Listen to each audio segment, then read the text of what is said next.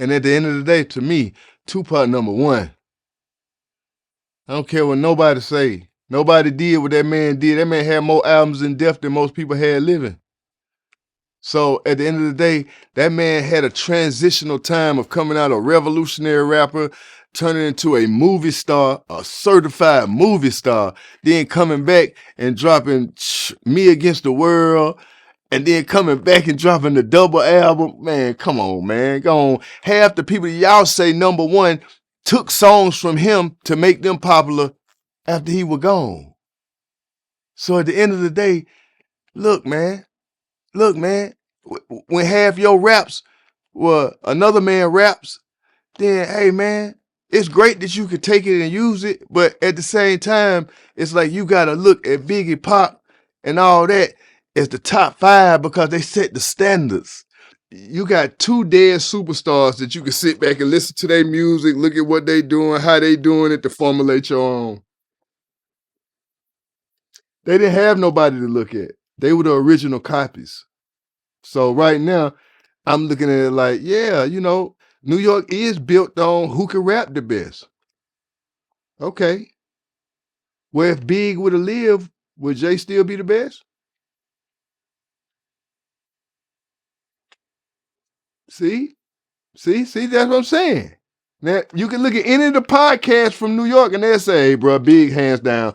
They say, first of all, tell me what Jay-Z album was better than Life After Death. None. Okay. Tell me a Jay-Z album that was better than goddamn When Pac Came Home. All Eyes on Me. Me Against the World was a classic. Two. And could stand up against a lot of albums. Two. When he went to jail. And when he went to jail, that's when he dropped Me Against the World and was killing the streets. So I'm like, bro, I was there. I lived through that shit. And you had to have a lot of things happen for you, and a lot of people had to get on your team to push you up here when these guys made that kind of noise without them people being like that. Like, I can't take this, and this is what I'm saying. I'm like, I cannot take that man genius away from him. He is one of the best technical and baddest rappers from New York that has ever come from New York. True. But that's by New York standards. You know what I mean? Out here on the West Coast, they love Eazy-E and Cube. In Texas, they love the Face, the Ghetto Boys. In the South, they love who they love. My thing with hip hop is just stop all this who the best. It ain't nobody the best. You just the best in your region. And that's what makes Jay smart. That's what makes Jay a great businessman. That's what makes Jay a genius. You know what I mean? At the end of the day.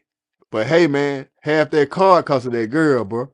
I bet you can't I bet Jay-Z can't do no motherfucking $24 million concert for 45 minutes. I mean, come on, bro. Even when they said it was Jay, man, it's been 50 Cent, bro.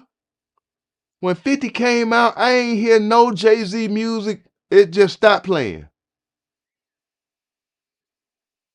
Come on, bro. I was there. When 50 came out, he shut everything down. And the reason why they didn't give it to 50, you know why? Because the West Coast did his music. So New York has never crowned 50 Cent because the West Coast did his music. Dr. Dre. Then if you want to say a bigger label, when you say a bigger label, I still think Murder Inc. Hey, folk, they were bigger than Rockefeller. When you go back and look at them numbers back then, that boy, Ja Rule was none but on the radio. That girl was none but on the radio. Only people that was on, if you go back and look at the Rockefeller roster, it was Benny Siegel them. It wasn't Ashanti. So That's all I'm saying, bro. Like, you know what I mean? I just be You looking can at say it. Rough Riders too. Rough Ride, man. Come on, bro. Come on, bro. Like, I don't care what you say. To me, DMX was bigger than Shawty all day. Shawty put out 2 albums in 1 year that smoked anything he put out. And you still said he was the best. Why you think a motherfucker like that get, oh, fuck this industry, man. Fuck this industry. Because y'all still want who y'all want to be the best. But the numbers say DMX is the biggest thing walking around here. And when it wasn't on DMX and it was 50 Cent, you still it was somebody else. But it was the numbers say 50 Cent. So that's why I'm just like, you know what, New York, and you buy your shit, and whoever you're with, cool. That's who the people want to be the best, because that's who they fuck with. Now, what the people fuck with is just a whole nother story. The movement that the Rough Riders had was totally different than all of the shit that ever came through New York.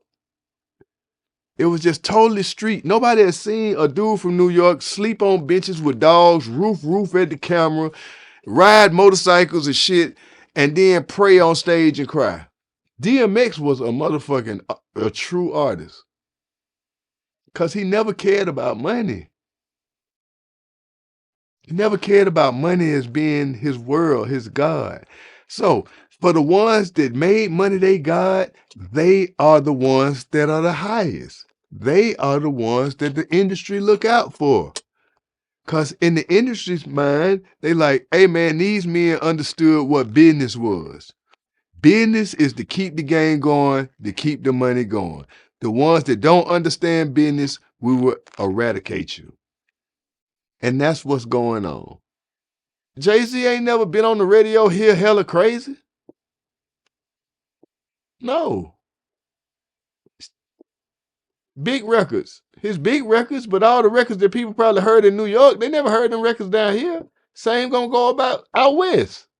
They probably heard the big records with Beyonce, Big Pimpin', but if you go back, they never heard a lot of shit that people love J for in New York.